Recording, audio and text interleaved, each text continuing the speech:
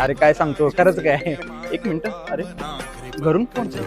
अरे कुठे आहेस? अगं काय नाही, मित्राकडे आलो होतो. बरं ऐक, येताना स्वामींच्या प्रसादासाठी ना गुळ आणि नारळ घेऊन ये, ठीक आहे? हो आणतो ना, आणतो. आणि लवकर येशील. हो येतो लगेच. बस चल, येतो मी. घरून फोन आलाय.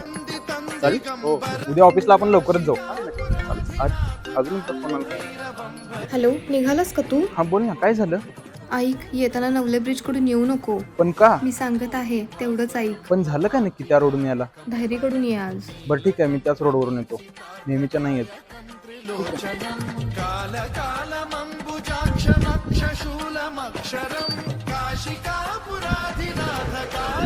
आलास तू?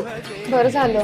अरे मी तुला कधीपासून फोन लावत होते, तुझा फोनच लागत नव्हता. पण का, काय झालं? अरे हे बघ, मी न्यूज बघितली, नवले ब्रिजला खूप मोठा ऍक्सिडेंट झाला आणि तू तिथूनच येणार होता ना. पण तूच तर मला सांगितलं ना फोन करून की नवले ब्रिज वरून येऊ नको, दुसरीकडून ये म्हणून. पण तुझा फोनच नव्हता लागत, त्यामुळे आपलं बोलणंच नाही झालं. पण तुझा तर फोन आला.